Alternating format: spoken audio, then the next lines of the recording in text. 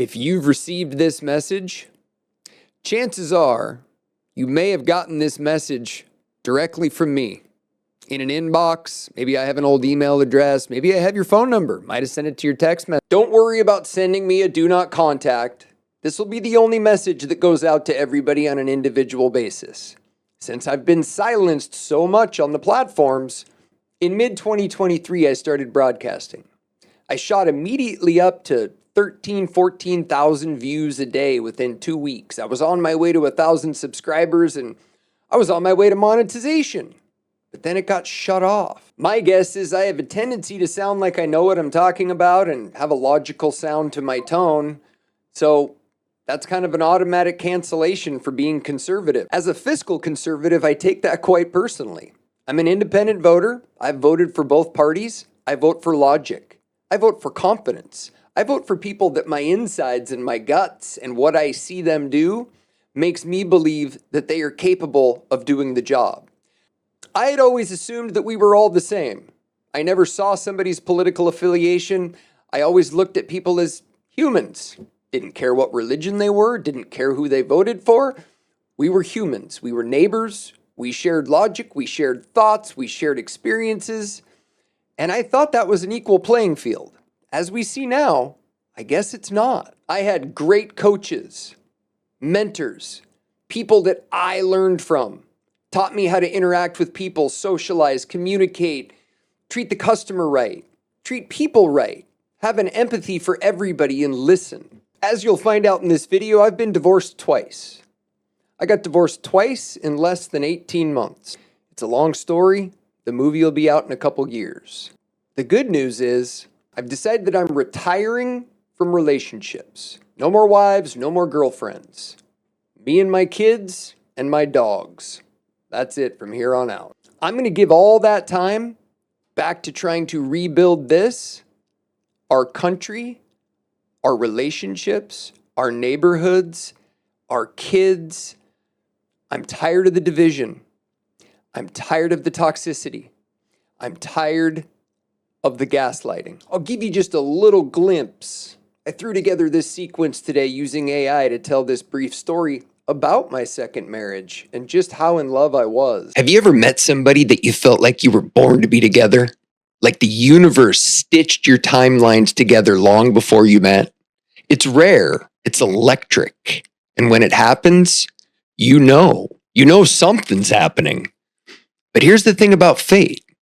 It doesn't guarantee a happy ending. Sometimes it's not about forever. Sometimes it's about what you learn. You don't plan to fall in love. I was on a work trip when I first laid eyes on her. I was technically with clients. I'd been traveling all day. I smelled bad. I was tired. Literally, as I was coming up with my early to bed excuse, she walked in. And just like that, my whole plan fell apart. She had that kind of effortless presence, the kind that makes you forget how badly you need a shower. We locked eyes the instant she walked in, and I immediately thought, she has to be married. And then she looked at me, and I swear either time slowed down or I was experiencing the early stages of a stroke. I couldn't take my eyes off her. My thoughts were in light speed. I just finalized a divorce after 19 years. She's probably married anyway. She probably has kids. What if she's crazy? I haven't dated in 20 plus years. And then it happened. She walked right up to me, looked at me in the eyes and said, "Would you like a Tito's?" And right there began the craziest 18 months of my life. When life throws you curveballs, you just have to get better at hitting curveballs.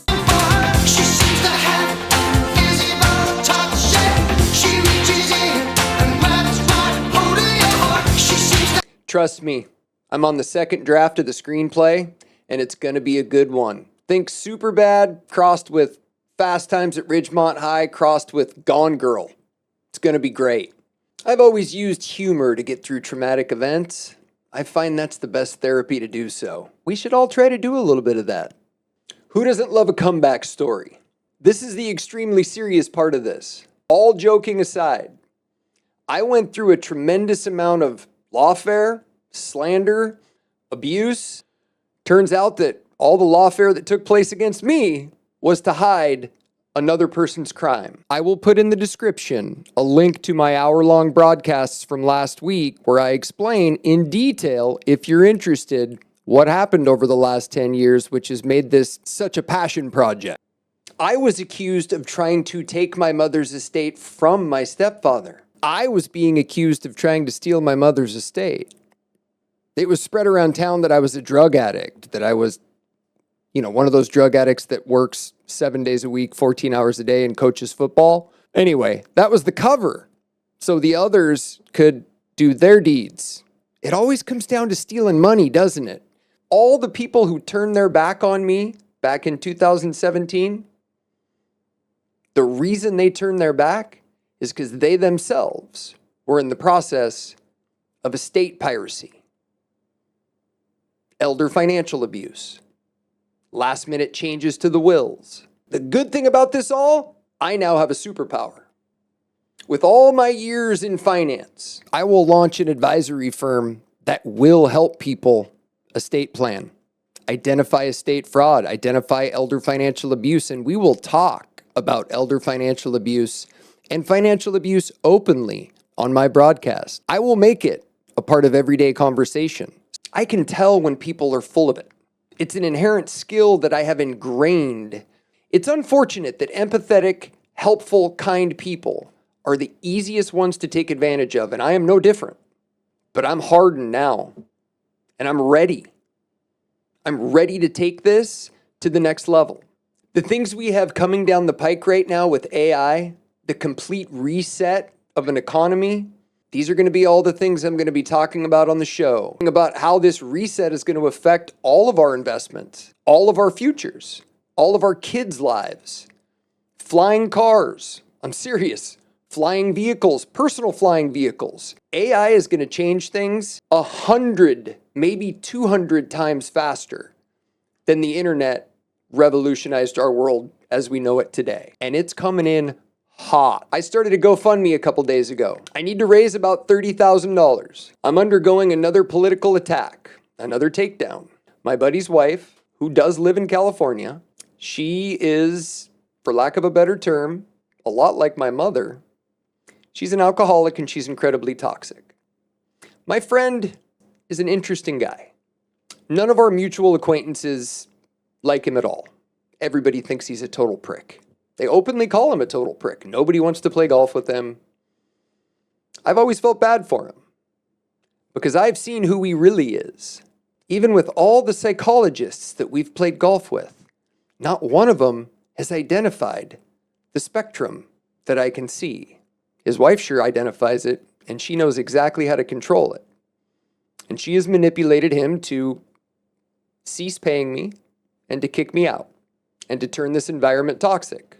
I no longer want to have my kids in this environment. I thought we were going to help create a positive environment for him and his two twin grandsons. Now it's put me in an incredibly difficult predicament where I'm in the middle of blasting this thing off. So that's why I ask for your help right now.